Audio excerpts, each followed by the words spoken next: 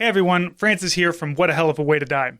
If you've been wondering how you can support myself and Nate here on the show, check out our Patreon at patreon.com/hellofawaytodie. Joining the Patreon at any level gets you access to our Discord server, one bonus episode a month, and early access to interviews. At the $5 level, you'll get more bonus content and an opportunity to vote on monthly Zoo Crew episodes. And at the $10 and up level, you'll get exclusive stickers, patches, and pins sent out to you every quarter. Your support means that we can keep our regular episodes free and make sure we don't have to rely on advertisers. If you can, please consider joining and supporting your two favorite veteran dads. Glory, glory, what a hell of a way to die. Glory, glory, what a hell of a way to die. Glory, glory, what a hell of a way to die. He ain't gonna jump no more. Hey everybody, welcome to another episode of What a Hell of a Way to Die. It's Francis here, and I have with me today former Marine and current author John Milas. I'm sorry, I should have asked you if that's how you pronounce your name before we actually started this. Is it Milas or is it Milas? It is Milas. Milas, okay, see? Been doing this for 7 years. You can tell I'm a professional. I have John on. John wrote a great book called The Militia House. It's a horror book that came out last year, and I love having authors on. I especially love having authors that write military books that are outside of the norm of all the goofy patriotic bullshit that we normally have to kind of sift through. So, John, how are you doing this evening?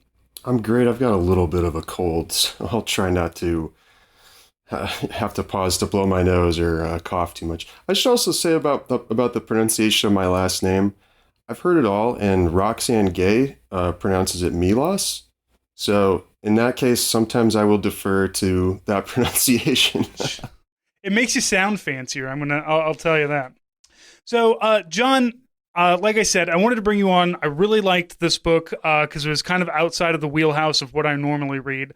But before we get into that, this is a military podcast. It's a military book. So kind of give us a background of your time in the military. So I don't know where to begin. I enlisted in 2008 in the Marine Corps. I was active duty in the logistics field. Specifically, I was a red patcher. So our official title is Landing Support Specialist. The only Marines that have anything other than our ranks on our actual camouflage uniform. It's like a red tag up on your cover, and then you have two red tags on the side of each of your knees. And so for anyone who doesn't know what it is, you see them walking around base, you're like, what the heck is that? You know? And there's all kinds of urban legends about what it signifies, but what does it signify? Like, what is it there for? So traditionally, if I remember correctly from MOS school back in 2009, the red patches, I don't know if they were originally red, but patches were put on the shore party Marines, so that during an amphibious landing, it wasn't confused as to who was supposed to stay on the beach and who was supposed to go forward.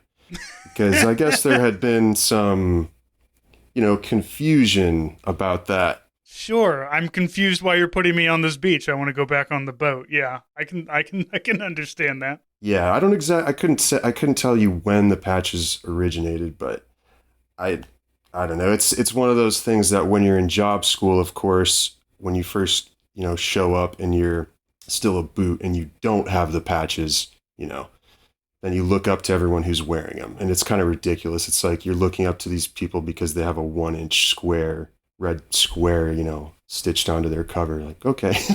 The Army's even worse because during that 20 years of war, if you didn't have a combat patch, you were really looked down upon for it, especially up till about 2012. And then things started to kind of, post-Iraq, things started to die down a little bit. But yeah, there's definitely you don't have a combat patch. Like, brother, you sorted the mail in Iraq. Not to take away, because I enjoy getting mail. Don't get me wrong. I feel that people who handle the mail have a very important job. It is not ground pounding and kicking in doors, though, so you can't really flex anything. I wouldn't know. I've had a combat patch since 2004, so I've been able to flex that on everybody for a while. Yeah, I totally can see that. I think in the Marine Corps, on I think the tradition on base, in garrison is to wear your service C's on Fridays. And so that's when the ribbons come out. That's when all the shaming happens with the combat action ribbon. So in logistics, you don't really have to worry about too much of that. But every once in a while, someone pops up and it's like, oh, great. Now we got to hear their stories, But yeah, sorry. Yeah, I was gonna say nobody gives silver stars to logistics, but like all the guys who got silver stars wouldn't have gotten there without logistics. So every award is partially because of logistics. I don't know if you can get that onto a license plate, but I at least in my heart, if you can't go shoot the bad guy unless somebody said, "Hey, here's some bullets." If anyone questions me about anything for the rest of this week, I'm going to tell them that you said that about logistics, and then I'll remind them I was in logistics, so the reason we as the military are so good is one, our NCO corps, and two, the ability to land a Burger King trailer anywhere in 24 hours. There you go. Yeah. That's what we're good at. So you were enlisted while you were in. What rank were you when you got out? I was a corporal, E4. Okay. That's the correct rank to get out. Just long enough to be like, I did it, and I'm smart enough to get to not sign on the dotted line again. I think that's about right. During my time I was in from 2008 to 2012, and in my job, I was in during a troop surge. So yeah, you want to talk about a horror book?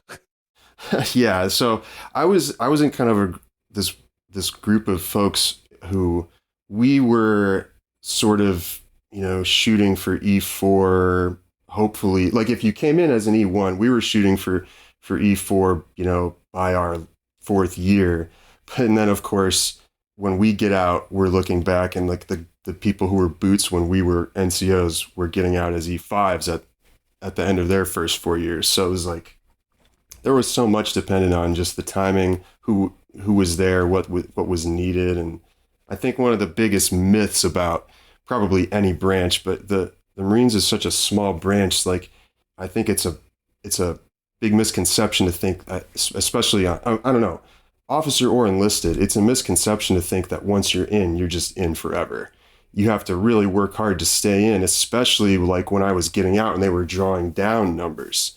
Suddenly all the standards started to skyrocket and all the boat space, as they call it, started to shrink. And I mean, the person who my novel is dedicated to can actually name, at least he perceives, he knows the exact person who supposedly took the final seat that he was trying to get in our MOS. So he didn't re-enlist because of that. Yeah. The army had kind of issues with a little bit of that too. Especially like depending on the MOS you have would depend on, are there slots open, basically? Especially, I was a part-timer my entire time, so it's all about, are you going to be getting into a slot that is for E6 or E7 or whatever? And I got to E6, and I looked at E7, and I said, I don't want any of that smoke. I really like being a staff sergeant. People expect me to be competent, and that's it. They don't expect me to, I can lead, but I prefer not to because I have to see all of you assholes every day. And I don't want to be in charge of you. So that was my big, I'm on my last contract. I'm just going to chill out as an E6 and hopefully keep everything nice and calm. I think the nice thing about the enlisted side is you always have someone to roast. You always have an authority figure you can defer back to if something happens. When you're at the top, that group shrinks and the spotlight starts to shine right on you. Yeah, and then you gotta move into that mentality of no, I need to be better, and I need to be motivating, and I need to be doing this, that, and the other thing. And I never wanted to do any of that stuff because I didn't want to be better or motivated in the Army after a certain period in time. And I definitely feel that's kind of the same. You to beat the Batman quote dead, you either stay in long enough to get out and be a hero, or stay in long enough and become the villain. And that's what a sergeant major is. So you can always stick around and become like that really terrible person, or you can get out and you can write books instead, which is probably a much more fulfilling use of your time? Well, it at least is after studying it in school for so long. After studying in school for 7 years, I feel a lot of relief to have a book published. It was my graduate thesis for my MFA, so it's a professional achievement, but it also feels like a culmination of an academic journey. And I think I feel really excited about that, but I also feel like relief, like, okay, thank goodness it worked out after putting all that in, and so yeah, You get the first one out. I assume that the rest of them are just going to be a lot easier, much like a pregnancy, so I've heard. Well, but when I was in grad school, I mean, I studied creative writing in undergrad for 4 years after getting discharged, and then I immediately went to grad school for another 3 years, and with no break between those programs. And most of that was short story writing, and just one workshop that focused on novel writing in grad school, although I wouldn't say I really succeeded at that. So it really wasn't until like finishing a draft of this book that I felt really good about with my editor, not even my thesis and defending my thesis, but really getting to a solid draft with my editor. And like, that's the point when I felt suddenly I had been over the hurdle of conceptualizing a novel, and now I've got a billion novel ideas rather than short story ideas like how it used to be. Now I don't have any short story ideas. Everything's too long and plotted out. Or they just get longer as I revise them, and they never end. It's terrible. So, what is it that attracted you to horror for your first book? That's a good question. I've always been, I would say, more of a horror movie fan. Just growing up, and science fiction, and I've always been attracted to non-realistic genres. And I mean, the easiest and most truthful answer for this project is to just admit that the Militia House is real. It really is there in Kajaki. And I mean, I have yet to run into someone else. I haven't run into someone actually since 2010 who served there who has seen it or anything. It'd be great to chat someone up about it and see how it changed after that. But I went inside of it with the group of folks I was with there. It's very similar to the scene in the novel where the characters go in and explore. I didn't really embellish the description, for the novel. It was this rundown place that had this legend behind it that was really violent and disturbing. And the inside kind of corroborated that could have happened based on the sheer amount of bullet holes everywhere. Never seen anything like that. And it wasn't really instantly after getting out in 2012. I went back to college right away. The fall semester was, I got out and had the summer off and then started school. And that semester was kind of about figuring out how to be a college student. And then once I started taking creative writing workshops, I realized pretty quickly I wasn't able to write fiction about the military experience in a way that I thought was effective for readers. It was kind of more of a search for catharsis, and it was just me kind of ranting and venting about how awful it was, honestly. And I think that later, as I started to learn just how stories work and how all the gears shift and how all the pieces fit together, I was able to boil things down and write more effectively for readers. And I think that I thought back to that, that detail of my own deployment, the Militia House, and I always had felt I wanted to write a book about the experience of specifically being enlisted in the Marines. But I wasn't quite sure what that would look like. And I think this light bulb kind of went on at some point, and I just thought I'd be stupid not to take that project seriously, because and revolve it around this thing we had on Bagram.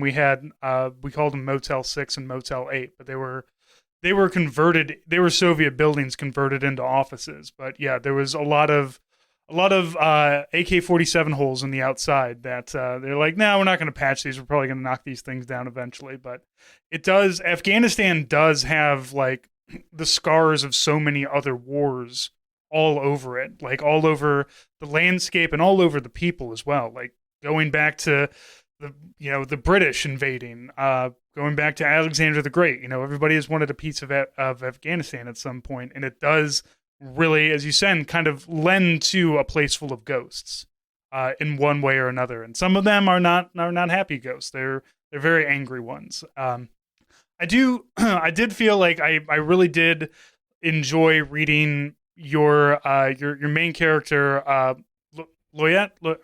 That's right. Yeah. Loyette. Yes. You do have the enlisted person down. And I know, obviously, because you were this guy at one point, like pulling from a lot of your experiences. But I always try to get more reading done by veterans who were enlisted, especially lower enlisted, especially the guys that don't really breach E5, because there is a certain kind of brain poisoning that happens once you become like a full NCO in the military. E5 right? is and right. Suddenly, you're right. Right. You get E5. Now, I went E6. I was a reservist, though, so it's not reserve. E6 isn't really anything. But at a certain point, like, yeah, you hit that, like, oh shit, I have to either take this seriously or I have to start all over again somewhere. So I feel like when you're somebody who did like one hitch, or if you did like two or something, like something where you got out when you're still in your 20s, still young enough to be like, oh, this was. Not necessarily this is a bad idea, but this isn't what I want to continue to do going forward. It really it lends for a better story because there's so much less bullshit that you have to put in here. There's nothing, even if this wasn't a horror book, there's nothing necessarily heroic happening. There's nothing heroic about the Marines that are there. There's nothing heroic about our main character. They're just people who are trying to get by, which, those are always my favorite horror books. I'm not into the blood and guts and the viscera. I'm into the ones that are more psychological. And this one does very much read like a men will do anything but go to therapy kind of thing, right? And I say that as somebody with a podcast who calls this therapy. So, it's kind of in that same way. So the thing that I really enjoyed about your writing is that it has that enlisted take, and when I say that it's simple, I don't mean that it's dumbed down. I just mean that it's not full of a lot of unnecessary nonsense. It's not trying to be up its own ass. These are just guys who understand I'm in this place. Maybe I'm happy here. Probably I'm not. I'm just going to get the job done and move forward from there. And I hope nothing fucked up happens like a dog full of porcupine quills, which I had to look up. I had no idea they had porcupines in Afghanistan, but that's real. Yeah, I never saw any. I have a photograph of one of these quills in my hand, and I really wish I would have tried to mail one back home. Or something. I don't think I would have gotten that through customs if I would have tried that one. But I think you could, like a quill, you could just kind of close it in a book and send it through. I think you'd be fine. Just to speak, I guess, to portraying the enlisted side and then horror. And to tie those two together, I think for me, I just like to boil things down, if I can conceptually. And if horror is simplified to like its core, I forget where I read this or who taught me this exactly, and I agree with it. For me, horror is about interrupting a norm, and the enlisted lifestyle is such a perfect opportunity for that, because if you're deployed, if you're on active duty, it's very likely that you are repeating a lot of the same things just over and over again. I mean, I'm not sure anyone does, but we didn't have weekends at all for the 7 months that I was overseas. And so, and what would you even do with the weekend? Play more Counter-Strike, yeah. I guess, or you would run out of the movies that you had on your hard drive that everyone was exchanging. If you had the weekends, you would probably go even more crazy. with that downtime, sadly. Yeah, you weren't on one of the cool bases that where you could go get like a mani pedi, go get some Burger King, go swing by for salsa night, Kandahar, go take in a near beer at the Pooh Lake or something. No, I was on the bases where you had to have a haircut because you didn't have an excuse, for not having one. I guess you had to have a clean uniform because you could drop. I mean, at least that's how Camp Leatherneck was. I was also at Delaram 2, which was, I want to say, somewhere to the west of there. I'm not super good when I am trying to parse out the geography, because when I was there, I saw like no maps. I was in E3 when I was overseas, so I was not even in the position of the narrator of my book, who is himself often lost with regard to disinformation. So imagine someone who knew even less than that. That's who I was for 7 months, 24 hours a day. Yeah, no idea. But like you said, that does lend to a routine that can be interrupted, because I definitely had routine as well overseas. As public affairs, I got to break it up a lot because I was going out doing stories. I'd be on different bases all over. But there is absolutely a monotony, and I think you're right. Like that, I never considered it, but yeah, that's that breaking of the normal everyday of like when everything has been the same, and then like you said, the main thing that really brings in, that starts the horror, is the dog, and that is the first and everybody's like, I don't know what to do about that. I don't know what to do, and that starts building into everything else that happens in the book. Is the I don't know what to do about that. Yeah, and then also to tie the conversation specifically into Gothic horror, I think when you're in a state of mind that if you were, I don't know the best way to really succinctly word this. I mean, if you go through an experience, if you're someone like me who tends to sort of lean on life experiences the way I'm inspired to write about things, and you go through something where the whole experience, you're just confused, really confused, terrified and confused, terrified about what could happen. What could the possibility be today? And also confused because you don't really even know what the possibilities are. That is I think, at least with regard to the Gothic horror novels that influenced me, it seemed like that was a huge component of those books. Just constant questioning of reality, and that's how the deployment was. So yeah. So what were some of your influences here? They were none of them were super obscure. I'm gonna just page to the back of my book here because I'm really bad at on the spot recall, but I have my acknowledgments split up between military and horror books in my acknowledgments. So for Gothic horror, let's see, Jack Gems, Shirley Jackson, Mark Danielewski, Henry James, Ann Rivers Siddons, Daniel Kellman, Sarah Waters. Those were the Gothic horror novelists. So The Haunting of Hill House, House of Leaves, those are some huge ones. The Grip of It, that's Jack Gems's novel.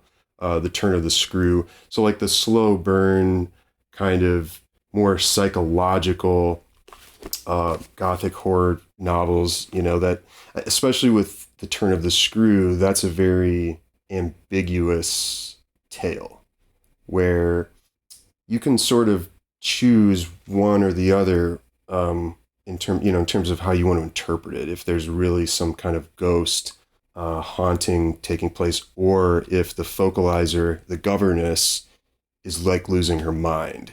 That's really intriguing to me, I think, as a writer. The ambiguity, not if it's vague. I like the ambiguity where if you're an ambitious reader and you closely read the text, you can, apprehend all of the pieces to at least one puzzle, To me, I think that's really interesting.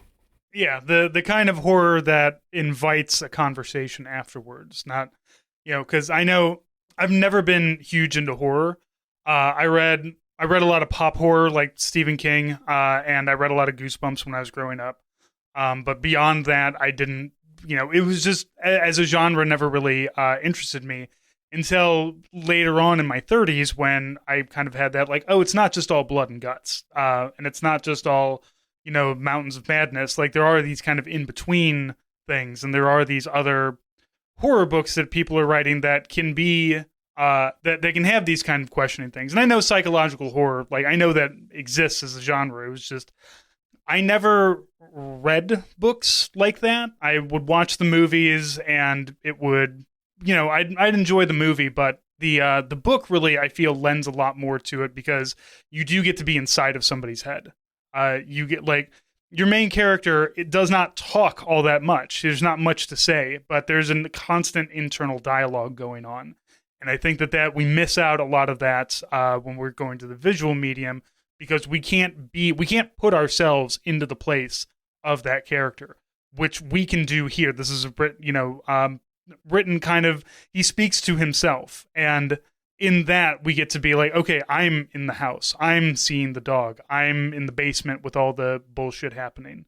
I don't want to put out too many spoilers, but I don't, these things kind of lead into that kind of psychology to it. And that's what I really enjoyed about this, is that it has that slow burn.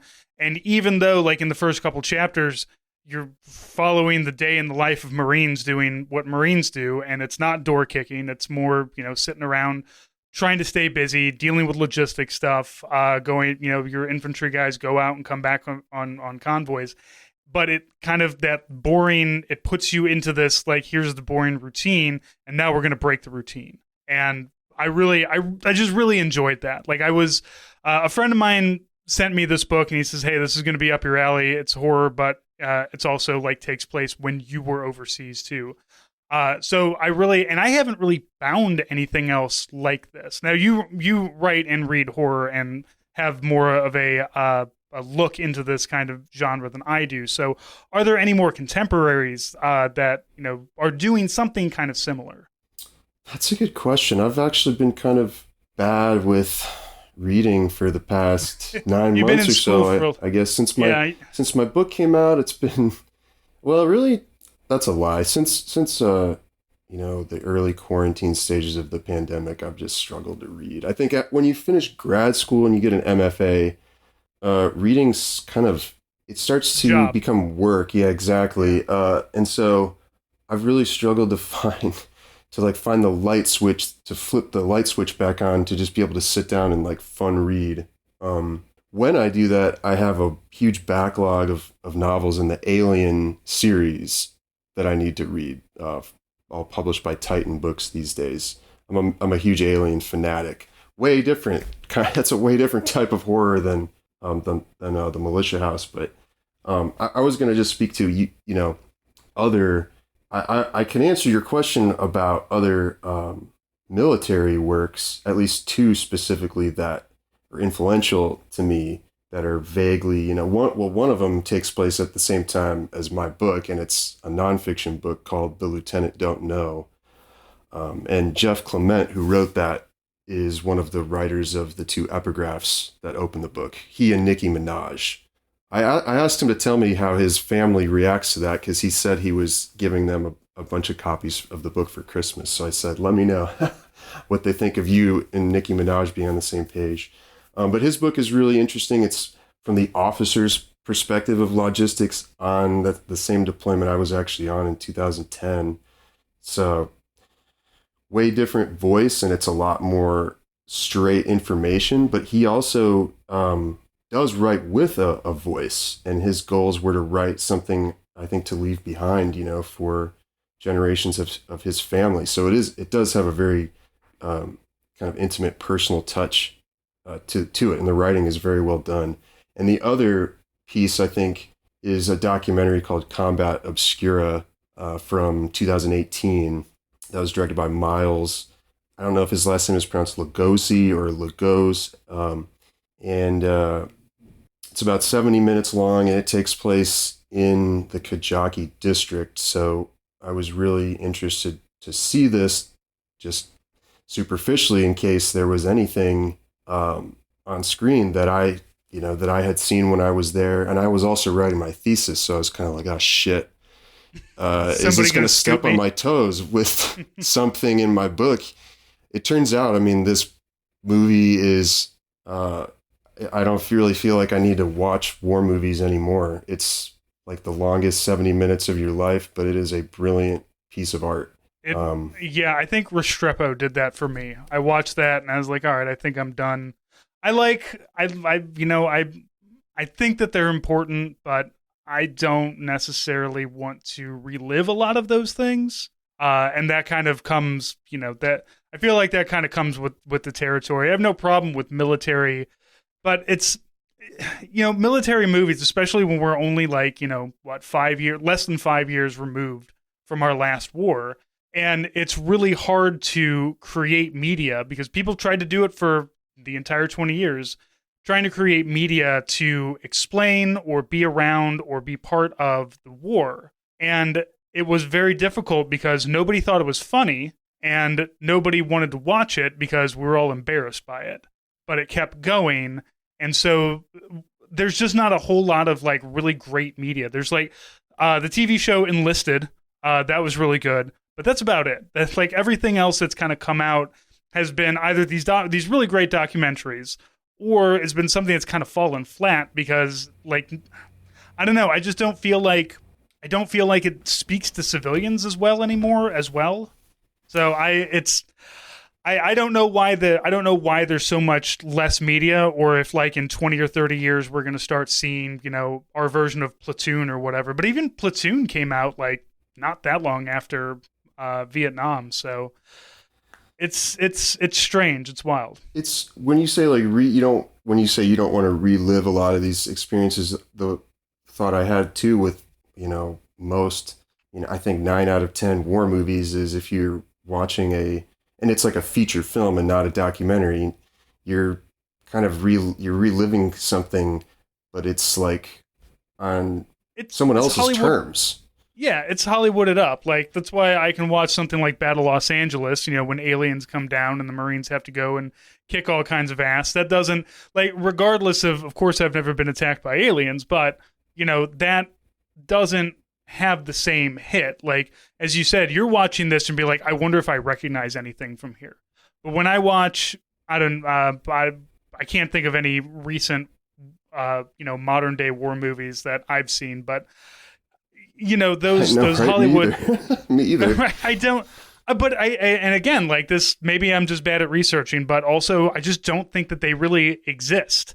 And I don't know, maybe there's good reason for that. But the not having all of this media, I feel like we're missing something, right? Like, and I feel like there's this entire generation, because it's a 20-year war. This entire generation of Americans who went through and experienced this thing, and we all kind of have to come to terms with it in our own way. And in my way, I've got a podcast. In your way, you've got a book. And I feel, there's just not a whole lot of media about it. I don't know. It's just one of those things I never really considered until I was just like reading your book and being like, where's the rest of these books? Where are the other ones? Like my friend Joe over on the Lions Led by Donkeys wrote Hooligans of Kandahar, which is, have you read that one? I know that title, but no, I have not. Yeah, that's a go. It's, his experience in Afghanistan as written by a guy who was corporal for a minute until he got busted down. And it's the same, like, it's a very raw book.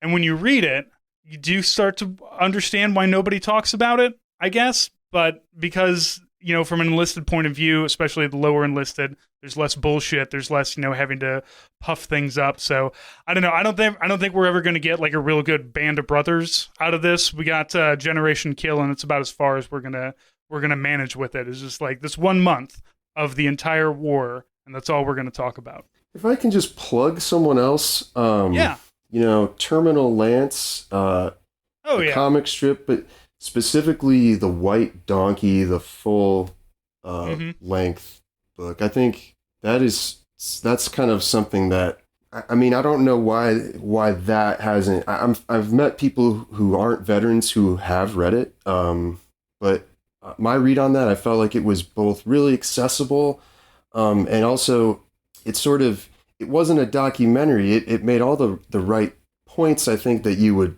want to make and hit all the right beats. But I don't know. That felt like something that should have caught on. I thought it was an excellent piece of.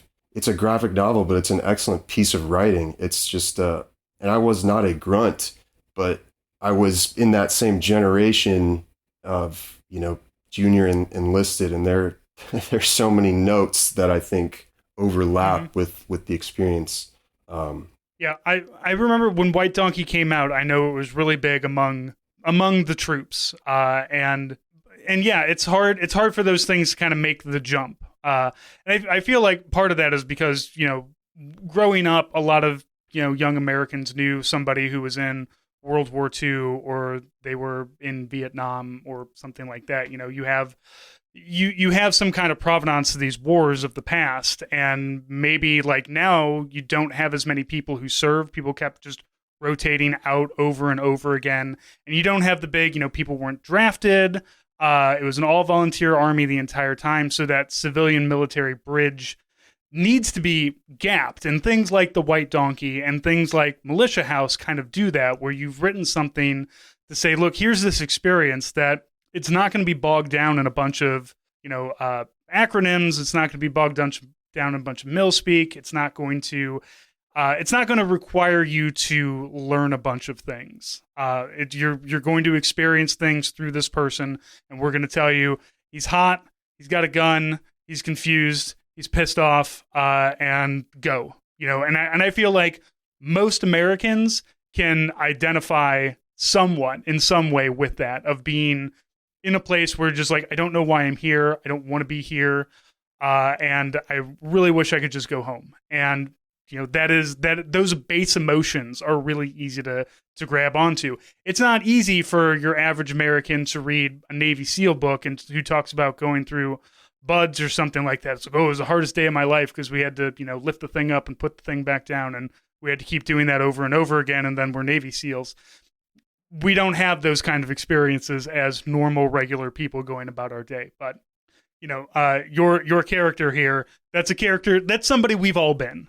Whether you're working in a restaurant industry, whether you were in the military, working retail, you had a shitty day full of shitty people, and you didn't want to be there. And thankfully, my restaurant didn't have a haunted basement, so it was just where we stored all the napkins. But this is why I love Alien, the original film, so much, because now in my 30s, as just an hourly employee, it's a movie about people who are at work who just want to go home from their job.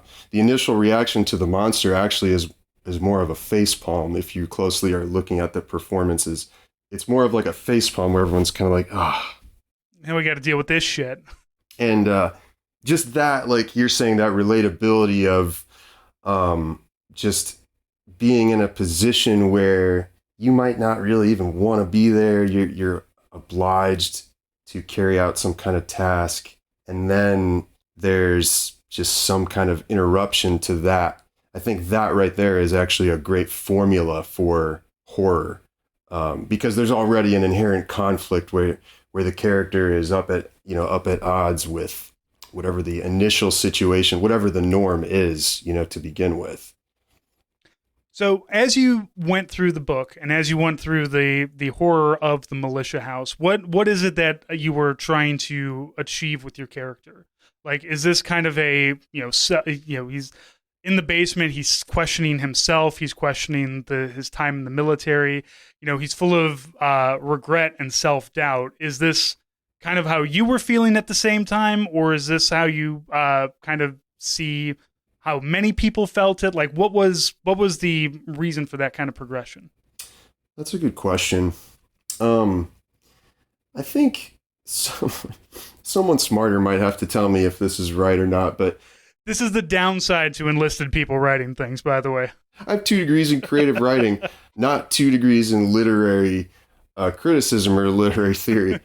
But my take was that this character begins at a point where he feels that he is kind of a victim of a lot of different circumstances and doesn't have a lot of control over his life, or didn't in the past, and ends up at a point where hopefully he's a little bit more self-aware that he actually has agency. And that's extremely that's really simplified in terms of like from this book, the book's progression from beginning to end. I should also add the narrator has the narrator has an old a younger brother who was killed in the Marines. That's kind of a spoiler because it's sort of gradually revealed, but that's kind of that's a fictional element too, I should say. I don't have actually any relatives of mine who were in the Marine Corps, I don't think. But the I don't know, abstract kind of concept that I was sort of wondering about at the end was if there was a way for the ending to be ambiguous, but in a way that is signaling possibilities.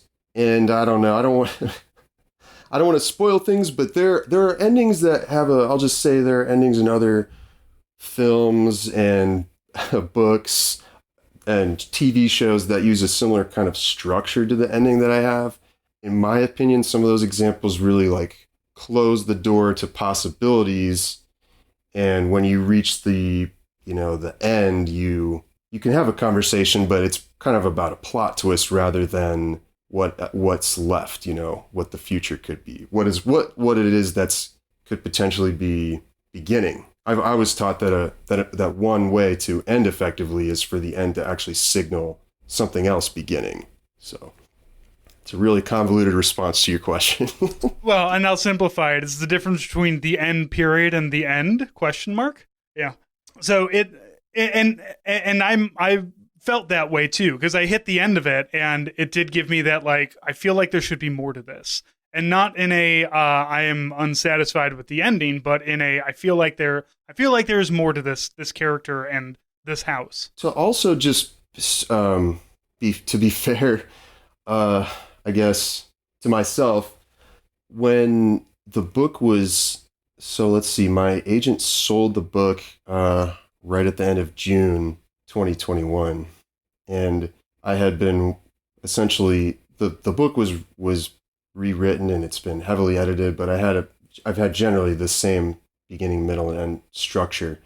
But it was after that sale that there was suddenly a conclusive end to the war, which is awkward. Oh, yeah. Isn't it? It's pretty, yeah.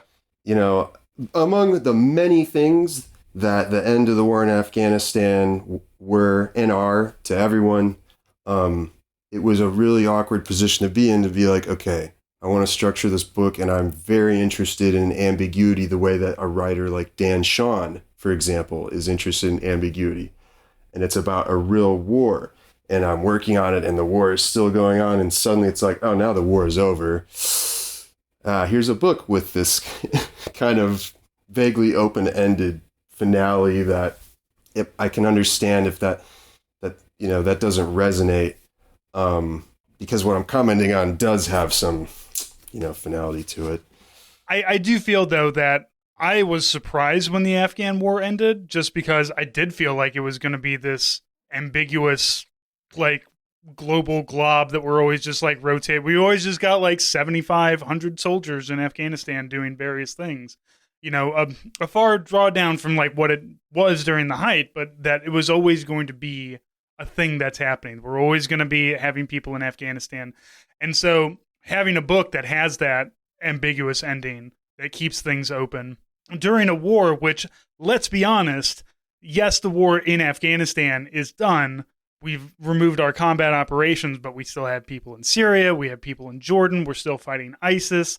Like, it's not there are ripples from that war That's a good point. that are going to be going for decades, for generations afterwards. Just like any war in Afghanistan leaves a scar of some kind. And so I feel like, having that ambiguous ending really speaks to what the war really is, which was, it was a thing that we had a name for because it was happening in Afghanistan, but let's not kid ourselves. It was everywhere in that general area, whether it's Afghanistan, Jordan, Syria, Iraq, Iran, in many ways, shapes, and forms, Now Yemen, Israel, and Palestine, like it's all these things that like America has its hooks inside of. And so when we say, yes, combat operations have ended in Afghanistan, that doesn't mean that we don't still have people out there. So it really does still lend itself to the war itself. I think if I did write a sequel or some kind of a follow up, which I would love to do. It's not like in my immediate plans, but part of the considerations would have to, orbit what you're saying, everything you're saying, even the fact that the end of the war felt kind of unexpected because we're locked in this sort of just perpetual war, if you want to call it that. We always have our finger in a pie somewhere, don't we? It's, you can always say we're involved in something. There's always something going on, especially in the Middle East. So this, I was of that same, like, having the last helicopter of Saigon out of Saigon kind of moment and saying, I wasn't expecting us to actually leave. And then of course the Taliban came and steamrolled everything and took right back over without us, because we see just how useful of a nation building country that we are. But we weren't doing that. Yeah, we weren't. Like, look, as I tell people, like, look, the first month of Iraq, we were hot, man. We went in, we took them down, toppled the towers, caught the guy. Cool, good, right on. The problem was we stayed for a while, and then once we stay for a while, then everything kind of goes to the shitter. So, John, what kind of projects do you have going forward? So you've finally gotten this one out of your brain. What's do you have more? Is it going to be more horror? Are you going to switch genres up a little bit? That's a great question. I have a nonfiction project that I was working on a proposal for that it doesn't have anything to do with any of the kind of writing I've done. So there's that. It would have to get accepted, so I'll talk about it if that happens. I do have a collection of short fiction that is all oriented to focus on mostly the enlisted Marine Corps experience again. They aren't realistic stories, but they are not horror per se. I think they're more, generally kind of absurdist. And just bizarre. We'll see what happens with that. You can find a number of those actually already linked on my website or published in print. And I'm trying to spool up kind of on getting another novel going at the moment, but it's, again, not really horror. It's more of just kind of weird, I don't know, fantastical urban fantasy maybe. And I would write horror again, but if it wasn't a follow-up to the Militia House, I think I would just want it to be another brand of horror. I've mentioned Alien a number of times. I'm a big creature type fan. So writing about not necessarily a monster like Dracula, which I guess I view as more of a kind of a character, like a villain, but like creatures that are more biological. So if I could figure out something like that with an interesting set of rules, like the movie It Follows has kind of a compelling set of rules, and that'd be really cool to manage. So I've got an idea for your coming franchise, for the John Milas extended universe. Corporal Loyette, but in various. You take the same guy. And he doesn't have to be like the same guy in all these stories, but you just always have a Corporal Loyette. Maybe he's on an Earth mining ship that gets infested by face huggers, and he's got to deal with that. Or, he's a Warhammer 40K Space Marine Corporal. He's just like, fucking got to go get blood to the blood god again. Here we go. Something like that. Keep sticking the same guy in the same shitty situations. And if those are really successful, they can like reprint the Militia House with like book 1 in the Alex Loyette series. Exactly. We're building. Look, I'm all about empire building. So you started here. We've got a good character. We've got a disaffected Marine corporal who thinks it's all bullshit and doesn't want to be here. Stick that guy into everything. I mean, Marvel is like 30 movies in, aren't they? It works. System works. James Bond is 25 movies in. James Bond's way more singular than any other Yeah, franchise. those movies are all they're all the same. Like I would love to watch a Marvel movie about a guy who doesn't want to be there. Who's just like, I fucking hate being in the Avengers. I do love superhero tales, like where the superheroes are vaguely kind of bitter about the service that they have to provide, or they're really depressed, or I don't know, that kind of subversive take on it is amusing. Yeah, you've got The Boys, which is more realistic because they're all the superheroes are assholes. But what if you just had ones who are just like, I just want to be left alone. Stop asking me to save the world. That's Corporal Loyette right there. Tired of having to save the fucking world. Once again. Yeah, I'll have to think of what his superpower is. He's got a sigh so deep that it blows over anybody, and it's an area of effects thing. He just sighs deeply, and everybody like gets really depressed. I did ask my friend who the book's dedicated to read it and just to give me his permission to dedicate it to him. And one of the things that he mentioned to me is he's like, I don't know. I mean, I don't know if everything that he's complaining about is really actually that bad. I was like, that's fine. You were a Marine. It makes sense for you to say that, but I think civilian readers will get it. But I also kind of wondered, I was like, dang, does he complain about, does he spend too much time just complaining about everything? Yeah, he's a Marine. He's a Marine corporal. I guess it's accurate. He's not dipping, if he had a plug-in, maybe he wouldn't have been complaining. Right, in that sense, he's not very accurate. He needed more Monster energy drink, more Otis Spunkmeyer muffins, and a big... I don't even know if there were any Rippets mentioned in the book at all. Yeah, no Monster, no Rippets. Yeah, are we sure this was written by a veteran? We do, because he complained a lot. He at least had that going for him. All right, the novel is The Militia House, and I highly recommend you guys go out and pick this one up. It's a really fun read. And like I said, you get to get into the mind of a Marine corporal, which is not a place that you not necessarily want to be on a regular basis. But this is this horror book of the Marine corporal is a safe way to be inside of a Marine corporal's brain. So. John, I want to thank you for coming on.